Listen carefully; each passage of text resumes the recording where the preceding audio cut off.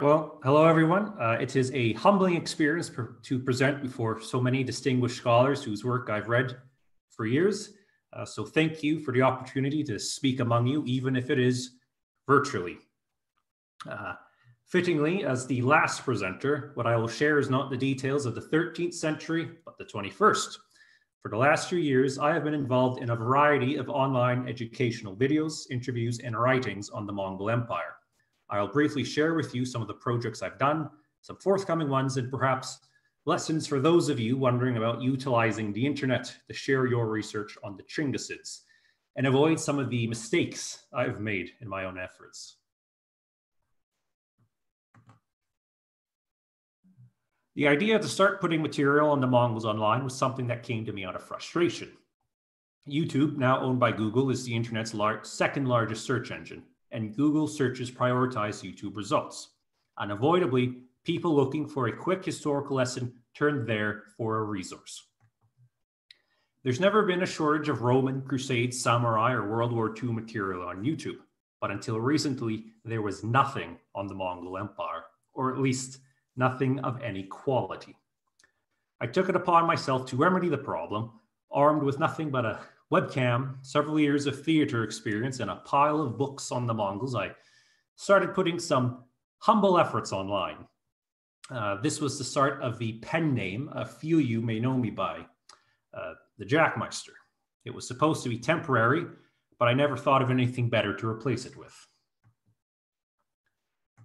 I essentially over-enunciated my way through the first chapters of the secret history of the Mongols in around 10-minute blocks, going over the events of Temujin's rise to power and tying into scholarship I had access to at that point, usually relating to Rachinevsky's biography of Chinggis Khan. Only once I reached the episode between Chinggis Khan and the shaman Teb-Tengri did I finally change my approach and develop an actual visual component. I began making my own maps and images to represent historical figures and events. As the majority of the English-speaking audience has better knowledge of the geography of Middle Earth than they do of Northeastern Asia, such visual aids are integral if you wish to get anything across.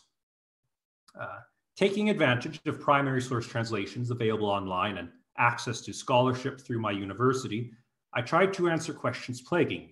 One such was the matter of the historical usage of Tatar and Mongol. As a piece of analysis, this is a pretty weak video. But for me, it was a significant step in attempting to address historical questions and condense this into a format a wider audience could comprehend. And perhaps in no coincidence, that was when people actually started to watch. In the case of this video, it's been seen nearly 200,000 times since it was released. I've since created videos I'm much more proud of. I also made contact with one of the most influential scholars on my work, the fellow Canadian, Stephen Pow, who very generously began providing me dozens of articles on just about every email I had with him, as well as advice to refine my efforts. Through this contact, I made videos which presented the arguments he was making in new articles and sought to frame his evidence in a way that made it understandable and significant to the viewers. In the process of this, I found I had accidentally become a resource for other people, not just other Canadians interested in the Mongols, but people across the world were now finding the Jackmeister through Google and asking for sources, answers, and explanations. In this capacity, I had developed a reputation by 2018 among people putting historical content onto YouTube. The large YouTube channel, Kings and Generals, had produced a documentary series on the Mongol Empire from Chinggis's rise to Kublai's conquest of the Song. Each video was 10 to 15 minutes long and an overview of a historical campaign or battle relating to the empire, with much more emphasis on battle than empire. It was a lot of fun, but frankly, a lot of out-of-date information was relayed in that series, to put politely.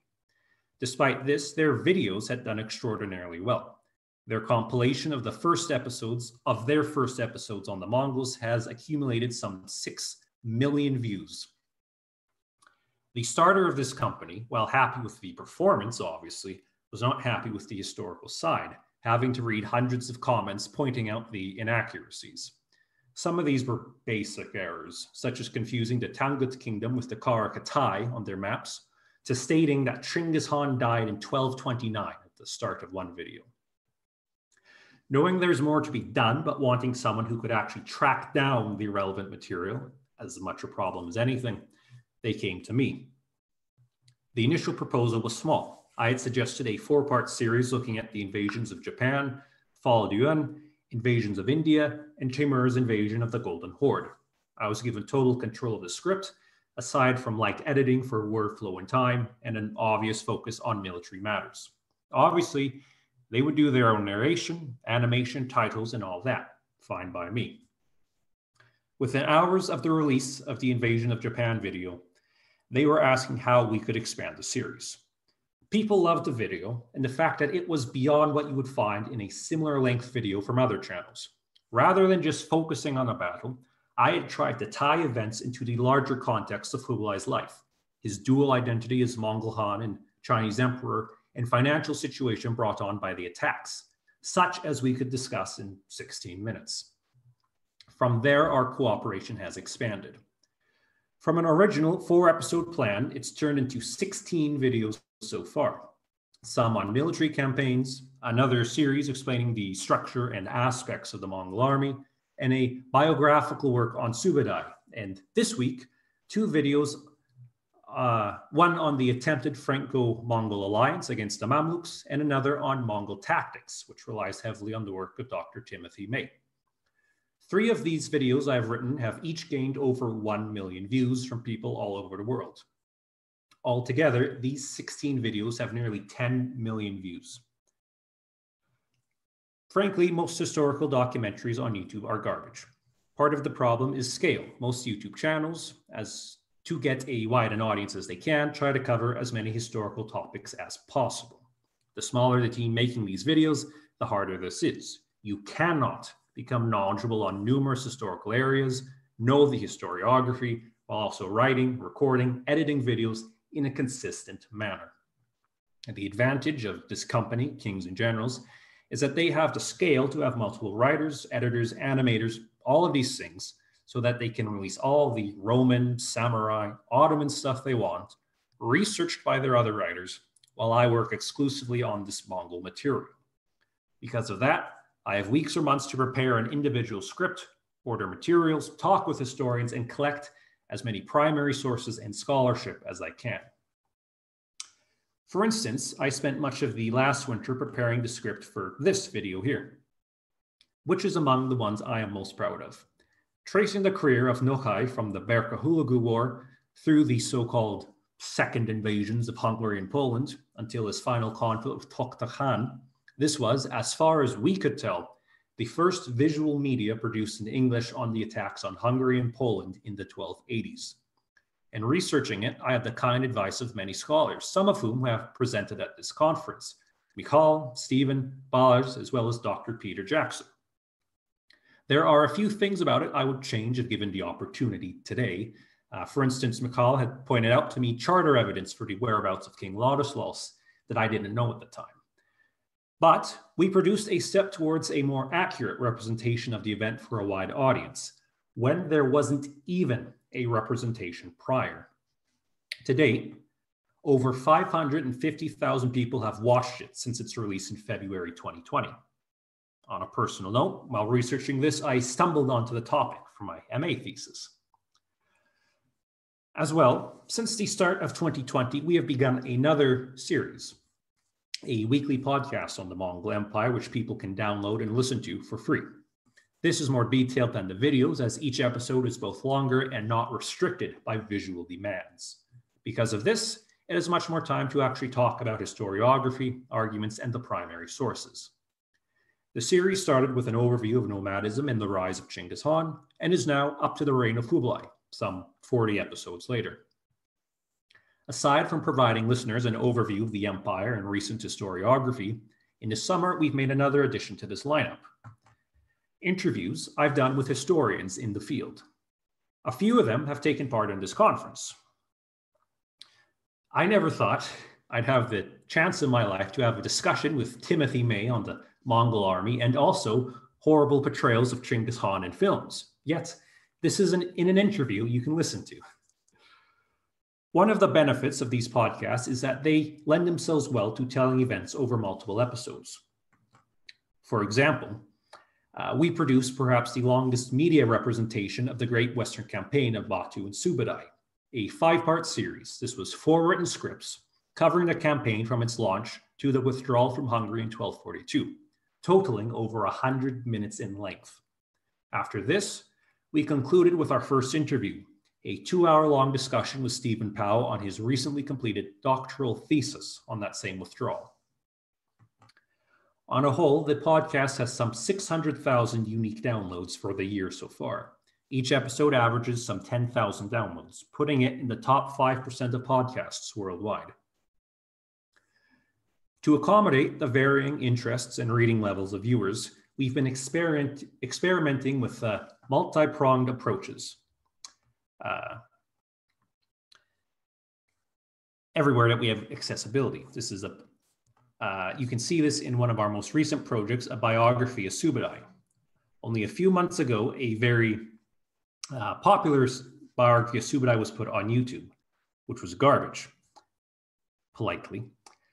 We set out to put out one that actually reflected what was in the sources and recent scholarship, which included Stephen Powell's theory for the death of Jebe Noyan, and Christopher Atwood's chronologies relating to the early Western campaign with Jochi, and Subadai's defeats against the Jin dynasty.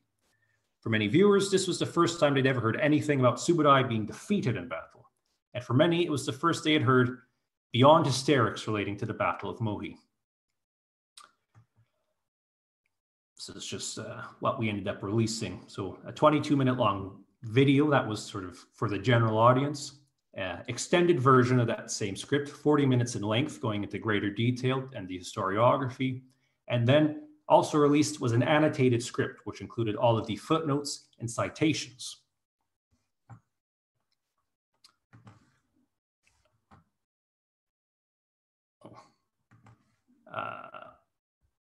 The idea being that I'll put it straightly. Most people watching the videos don't care about sources.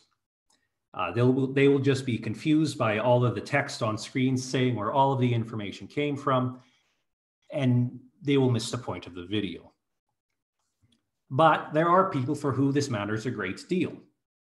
And for them, we can provide a more detailed, or the detail and the confidence that we actually went through, checked the information, and put out something that they could consider a start to further reading. Going forward, we hope to push this further. Stephen Powell, Zoltan Kern, and Zsolt Pinka have been working on a paper relating to the eruption of the volcano Tsamalaz in 1257 and its possible effect on the Mongol Empire's dissolution. Working off of their notes provided to me, we are releasing a video this December presenting their theory. And we've already had Powell and Martin Bauch on the podcast in an interview to discuss Tsamalaz. For the new researcher like myself, projects like this have been a fascinating way to introduce myself to scholarship and aspects of the empire I may never have read about, and then bring these details to later projects. To wrap up here, we want to expand just doing military history. It is necessary to use this to get people's attention with it firstly. A lot of people just like the animation of guys fighting each other and the smooth British voice of the narrator. But once you get their attention, we could then try to teach them things. We've already begun with videos presenting on the structure and organization of the Mongol army, tying it into the lifestyle of the nomads in the empire's political structure, particularly regarding the Keshig. We hope to present on the empire itself, using case studies of figures like Yellow Chutsai to demonstrate Mongol imperial government, or discussing the nature of Mongol religious tolerance, or art and culture from the Ilkhanate to the Timurids, and in time, I hope, get to the point where we can do something on daily life in the Mongol Empire, and get beyond the discussions of towers of skulls and massacres. What I've found is that people want to learn more on the Mongol Empire and can handle discussions of historiography and primary sources. The videos on Mongol history are consistently the best performing on the Kings and Generals channel. In fact, many of these people are actively curious about all of this, the function of the empire, and how we know these things. There is an ample audience of people on the internet excited to learn about the Mongol Empire and new scholarship. It simply needs to be in a medium which they can access and digest. And that is something which our project hopes to address. Danke schön.